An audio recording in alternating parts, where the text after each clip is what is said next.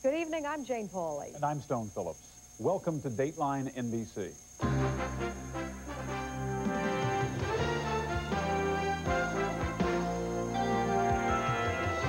Tonight on Dateline.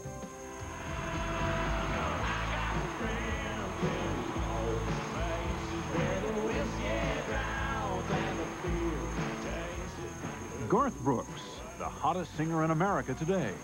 Packing them in, turning them on, a mutual love affair. So why does he think about quitting?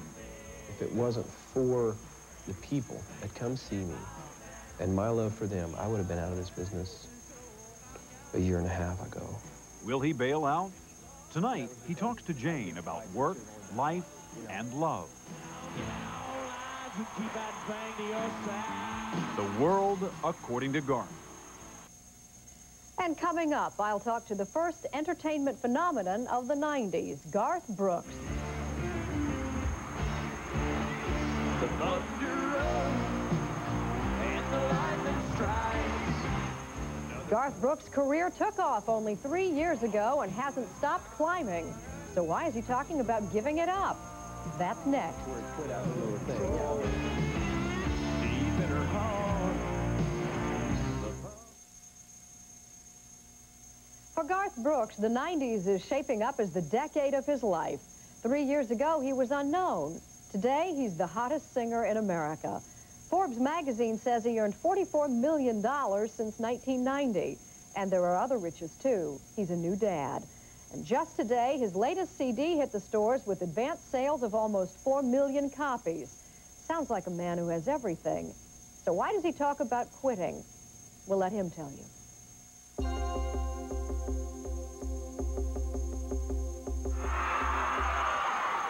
He's heroes to us. He's so awesome. I mean, every age can relate to Garth Brooks. It's a good old boy is what he seems like. Somebody that seems like he's nice to everybody, has a good attitude. He is great. He is the reason why country music is #1.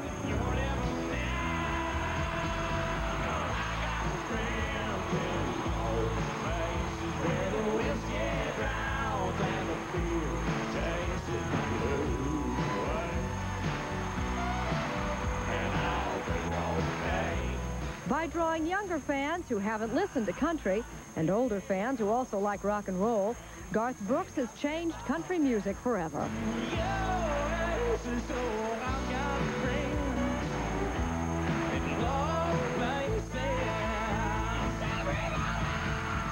The Garth Brooks phenomenon can be summed up by the number of albums he's sold in only 3 years, 27 million.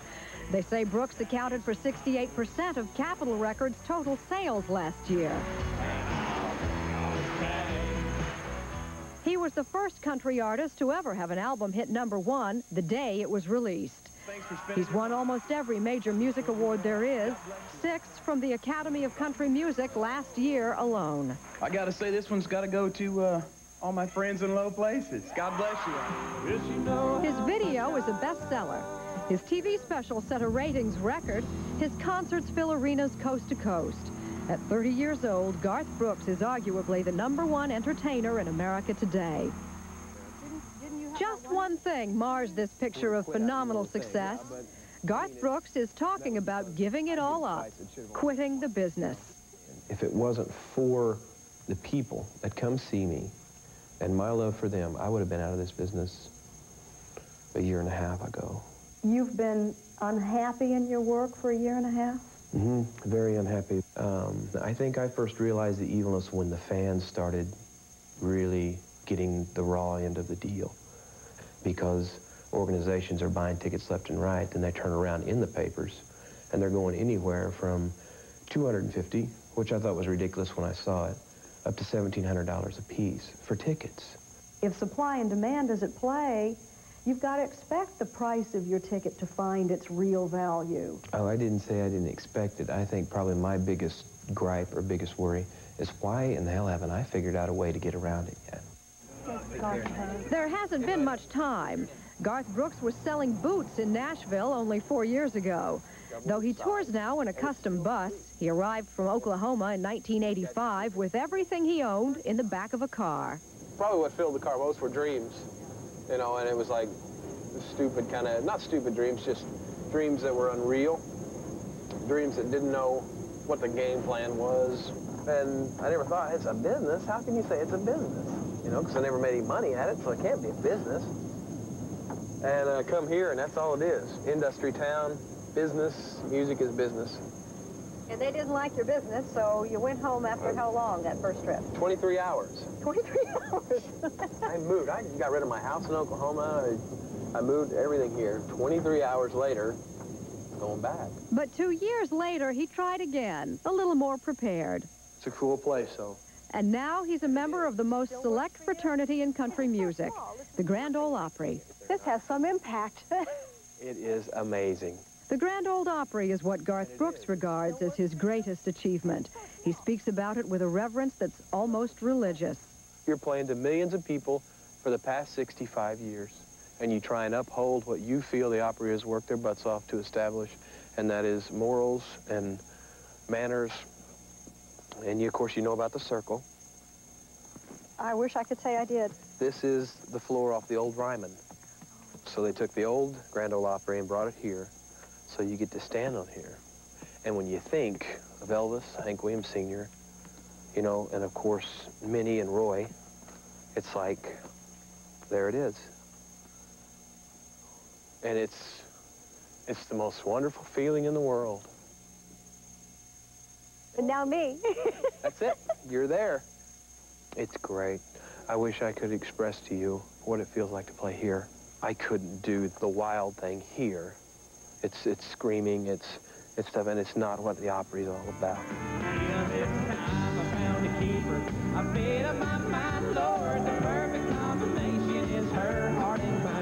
When we're here, we play more of the traditional kind of country, mostly out of respect. But we're playing monkeys, so draw the curtain, honey, turn the lights down low. Whether he's playing the Opry the old-fashioned way, Let's try and do this whole thing like this right here. or setting up in San Diego for the rock and roll style spectacle he's better known for, Garth Brooks, who has a college degree in marketing, minds every detail of every show. I don't want it to set for hours till we can't do nothing about it. Let's keep pushing on it. But his unprecedented success has gotten a little out of his control. This tour has attracted the scalpers and the counterfeiters, the type of sleaze and corruption not usually associated with country music. From a phone booth in Cheyenne, I made a promise to die again. Country music is country music. It's pure, it's real life. Sometimes it's very, very filthy in what it talks about. Sometimes it's as pure as, you know, as a newborn baby in what it talks about. San Antonio and Santa Fe. So the music is this living, breathing character. But business is business. And there's no such thing as good old boy business. You can control the music more than you can control the business. It ain't what it used to be. When you stand outside of Oz, you know exactly what Oz is. But Oz is only Oz to those who live outside of it. For those people who live in Oz, Oz has its problems. Brooks didn't come from Kansas, but not far from it. He grew up, the youngest of 6 kids, in Yukon, Oklahoma, where he was a high school athlete and homecoming king.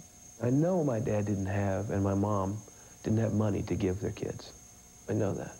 But the one thing they did have was time and attention. And that made me feel like I was very important to someone. That is what I must give my girl. The fact that we have millions of dollars means nothing to her. On July 8th this year, Garth and his wife Sandy had a baby girl. They named her Taylor Maine Pearl, for Grand Ole Opry legend Minnie Pearl. The baby has made the tug and pull between home and the road harder than ever. The thunder rolls and the lightning strikes. Another love grows cold on the sleepless night. The road is a lover to me. And the road knows all the things I like. And the road does all the things I like. The problem with lovers is lovers are individuals too, and they have things you don't like. You've talked quite a lot in public about problems you and your wife had. Right. That the road did have its temptations, and you did indulge. You blame the road? No, the pressure? blame me. No, blame me. There was two very huge mistakes that I made. One was not being a partner to my wife the way I expected her to be a partner to me. And two was taking what was great friendships and taking them over the line and losing the friendship too, you know. So I owe both sides the apology. But I'm taking advantage of my second chance, and I'm doing the best that I can. But to tell you that the road no longer has temptation, I'm not going to lie to you and tell you that it doesn't. She looked great. When Garth and Sandy met, he was a bouncer in a college town bar. They've seen some changes since those days, but nothing has affected him as deeply as becoming a father. I had my first talk with my little girl the other day. And I had been planning this first talk for, I don't know, 9 months, I guess. And the whole plan and everything was, look, push yourself, don't look back, keep your head forward, lean into the wind, push, push, push. And as I sat there on the front porch, and I had my little girl in my hands, the only thing that came out of my mouth was, be happy.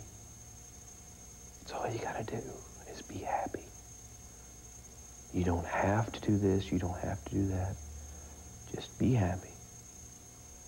Try and give more to the world than you take. And then for the other hour and a half that was set aside for the talk, it was nothing but silence. Because I think I started saying that to myself. And I realized how unhappy I'd become with the crap. So, I guess that's why hanging it up is so near to me right now. What do you think you'd be doing 5 years from now? If I have my way, if I have my way 5 years from now, I'll be a good husband, I'll be a good father, and I'll be a good son to my folks. Everything else is up in the air. Will he quit or won't he? Despite his enormous success, every seat here in New Jersey was sold out in 29 minutes. He keeps saying he might just up and walk away from one of the hottest music careers ever. But how likely is it, really? When you watch him on stage, hear him talk about his music, see him with his fans, see if you don't agree. The answer is not very likely. I have never let anything have this much control over me. I work too hard to call my life my own. For instance, the gratitude he feels toward his fans, or friends, as he likes to call them, is so deep that this June, Brooks interrupted his concert tour to appear at Nashville's Fan Fair. He signed autographs and posed for pictures for 10 hours in the summer heat, taking care of the people that he feels have taken care of him. If you don't have fans, you don't have a career. The one thing when I lay there in bed each night that I see are the faces of the people. And I don't know if I can walk away from them. That doesn't sound like a man about to call it quits. And frankly, this doesn't look like a man who's just going through the motions.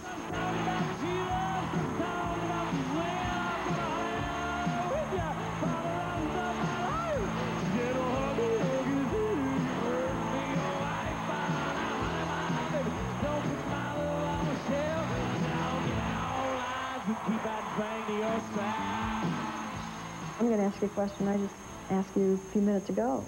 What are you going to be doing 5 years from now? I still don't know, but whatever it is, you can bet I'll be still pressing. I'll still be basically unhappy sometimes when it comes to what I do, because I'm happy being unhappy, if that makes any sense. I'm happy with the struggle. I'm happy with something that has an end result that's coming, that I'm working for. Looking back on memory. Struggle may be the key to Garth Brooks. He doesn't just need something to work for, but something to push against, to keep his edge. He'll probably be talking about quitting 20 years from now. The world was right. If you weren't able to have it all, I don't believe God would have put it all on the earth. You'd ever say goodbye and night. And I think you can have it all. And I will find a way to do that if it kills me. The way it all would end, the way it all would go. Our lives are better left to chance. I could have missed the pain, but I'd have had to miss the day.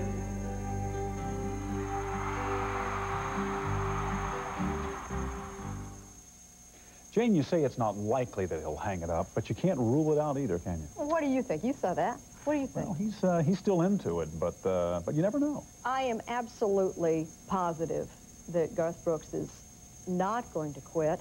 I am not sure he is positive, but I will say that if he does quit, I'm first in line to do the story about his comeback.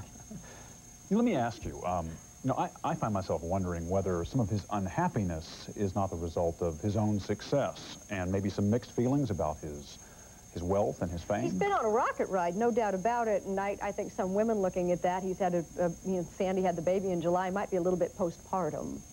I think that that conversation he had with his daughter, he listened to himself, and it really did go to a place that said, is this making you happy?